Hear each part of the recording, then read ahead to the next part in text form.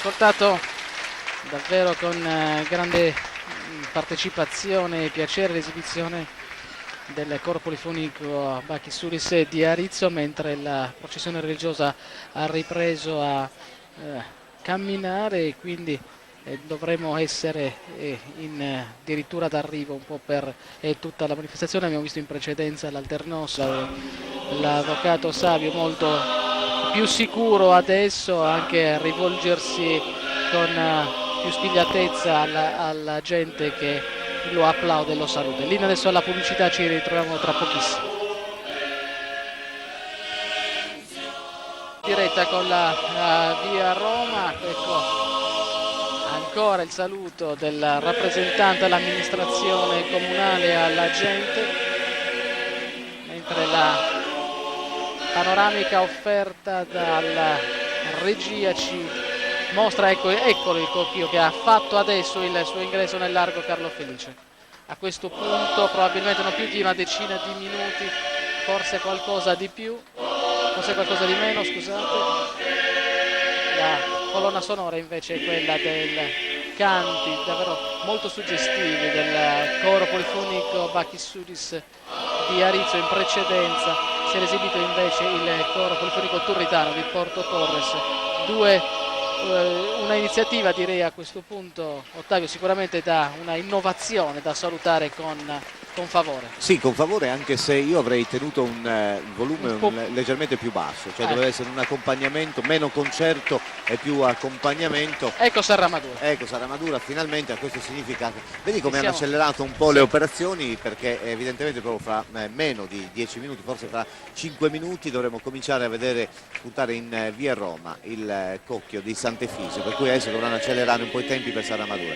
Dicevo, molto bella questa iniziativa, va benissimo, un volume un po' più discreto non sarebbe stato male. E anche una presenza un po' più defilata. Esatto, esatto. Invece si sta trasformando troppo in concerto, ma questo eventualmente gli organizzatori, che sono molto attenti e sensibili a queste forme, prenderanno atto, e credo che già dalla prossima edizione si possa ritoccare un pochino.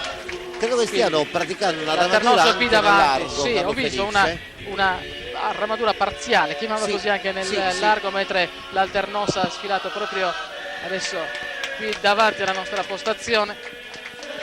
Eccoci qua. Finalmente più sereno, il suo compito, anche se poi il suo compito prosegue per tutti e 4 i giorni, perché accompagna il santo ovviamente nel suo pellegrinaggio verso il luogo del martirio, verso Nora. Sono onori ed oneri. Assolutamente, anche perché ci sono tutta una serie di fatti collaterali che accompagnano. Parlavo con un alternos di molti anni addietro e che mi parla anche di una maratona gastronomica, chiamiamola così, perché poi ogni paese ci tiene a fare bella figura, e i pranzi che vengono offerti in misura sempre notevole da parte delle varie amministrazioni e delle associazioni che poi ospitano il santo, per cui si fa un po' a gara, e quindi l'alternoso, come gli altri, si deve concedere poi al termine del pellegrinaggio e ritorno un po' di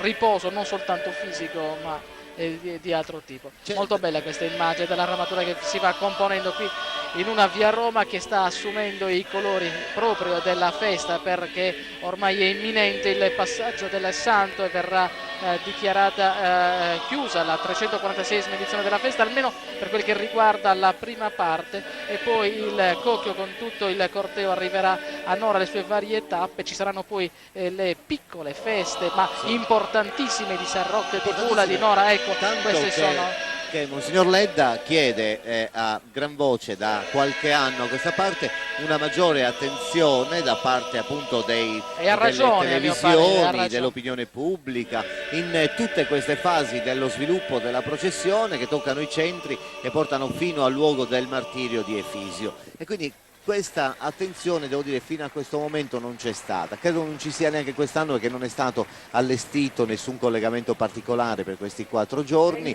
Ci sarà naturalmente per il rientro, ma sempre qui in città, per cui bisognerà insomma prendere con maggiore attenzione le parole di Don Mario Ledda per quanto riguarda questi aspetti, che sono quelli un po' più autentici, non solo legati ai cagliaritani, ma legati proprio a tutto quel territorio dove naturalmente viene attraversato dal percorso del santo, che lo porta fino al suo martirio, e che naturalmente c'è una particolare devozione. In quel caso sono tutta una serie di celebrazioni liturgiche che sono importanti da rendere note alla gran parte della comunità, che magari neanche conosce questi aspetti più religiosi della festa. Noi lo seguiremo con dei servizi particolari, ma penso che questo possa essere un suggerimento per l'edizione del 2003, magari seguire davvero in diretta, sì, magari anche con delle dirette notturne, perché poi ci sono degli arrivi particolari in notturna, ad esempio immagino quello di San Rocco, no? Con sì, la luce delle fiaccole, con qualcosa di molto suggestivo, di davvero molto bello. Sono delle feste meno conosciute, ma dalla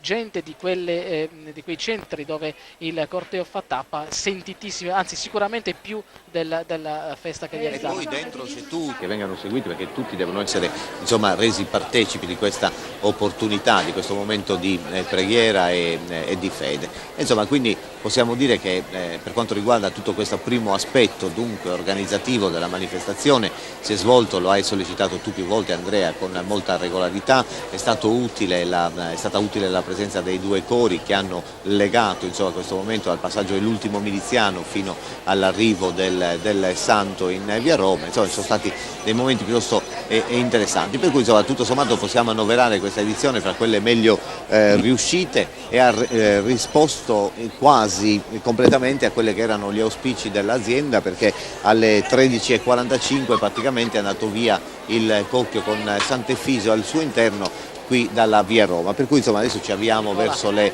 ore 14, orario tra l'altro di chiusura del collegamento, e adesso insomma sono momenti che precedono quelli del corteo vero e proprio, della processione vera e propria, con le persone che sceglieranno di seguire il simulacro del santo fino alla chiesetta, insomma, quindi altri invece che decideranno di rientrare, e quindi si creeranno queste 2 colonne, una appunto di turisti appassionati, curiosi, e gli altri invece che seguiranno appunto tutte le fasi, come dicevi tu, della uscita di Sant'Efisio, che vi vedranno impegnati fino al giorno 4, sabato sera. Grazie Ottavio, grazie per il tuo preziosissimo contributo. Un commento finale da parte di Nicola Scanna. Io vorrei fare una considerazione proprio sugli orari che forse avete già fatto voi. Mi sembra che ci siano pochissimi precedenti in termini di puntualità, perché a quest'ora praticamente certo la manifestazione è conclusa, vediamo già la folla che si allontana. Mi pare che in termini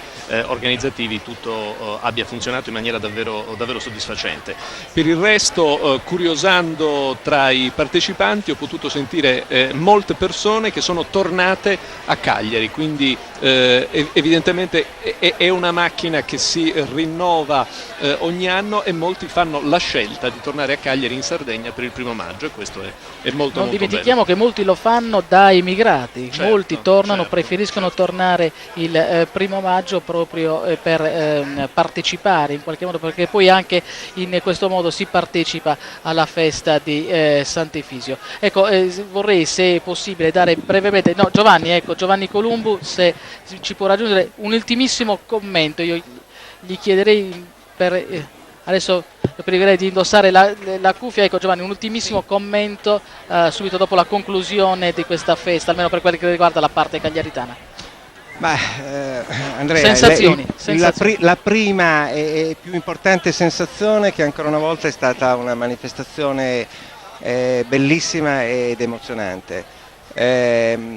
Ecco, quindi questo è il dato di fondo, è assolutamente preminente. C'è stato poi ancora quell'effetto di dilatazione della manifestazione che forse potrebbe essere ripensata in altre occasioni. Non so se era un disguido o è un fatto voluto, però appunto, a parte questo, devo dire che la manifestazione conferma la sua grandiosità, e anzi, per quanto mi riguarda, rivela ogni anno aspetti davvero nuovi, sempre più importanti, sempre più ricchi, sempre più complessi. Un'ultimissima battuta, c'è chi la definisce un'autentica festa di popolo, è così?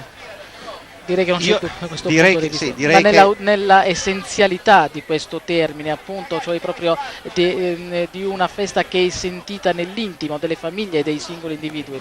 Guarda, io trovo che la cosa più bella di questa manifestazione sia questo rapporto assolutamente privo di parole, tuttavia così intenso, tra tutti i sardi, i gruppi che sfilano con i loro vessilli e i loro costumi, attestando questo sentimento così forte di sardità e di sostanziale unitarietà della Sardegna, e il pubblico che applaude anche quando appunto coloro che sfilano non dicono niente, sono semplicemente lì con i loro colori, con i loro costumi, a testimoniare di esserci. E questa testimonianza evidentemente è l'elemento centrale e il significato profondo di questa manifestazione, oltre naturalmente a tutti quelli importantissimi, religiosi e via dicendo. Tu hai realizzato ancora dei filmati, e quest'oggi, che andranno a comporre quelle di cui parlavamo all'inizio della nostra telecronaca, vale a dire quel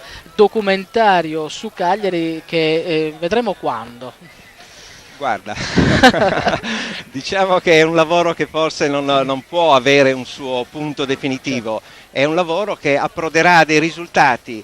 Certo è che questa città, che è in qualche modo appunto che è la capitale o il capoluogo quantomeno della Sardegna, proprio per i molteplici aspetti che racchiude, che rispecchia, davvero non è facile riassumerla in un documentario.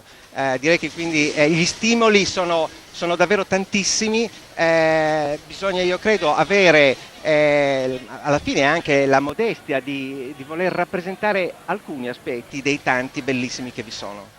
Grazie a Giovanni Columbo, grazie anche per averci dato in esclusiva quest'oggi un spaccato del suo documentario su Cagliari, con delle immagini del tutto particolari, prese da un punto di vista del tutto particolare dell'edizione dello scorso anno. E siamo in chiusura, ma non rimane che ringraziare tutti coloro, l'ho fatto nome per nome in precedenza, tutti coloro che hanno consentito ancora una volta la messa in onda delle immagini e del commento per quel che riguarda la 346esima edizione della festa di Sant'Efisio. Festa di Sant'Efisio, lo abbiamo detto e ripetuto, che prosegue fino al giorno 4 con il pellegrinaggio verso Nora e con le manifestazioni collaterali questa sera nella piazza del Carmine, ma anche con il rientro molto più privato, molto più intenso e suggestivo del 4. Poi Efisio rientrerà nella sua chiesetta di Stampace, dove uscirà ancora fra un anno per l'edizione del 2003, ma come abbiamo avuto modo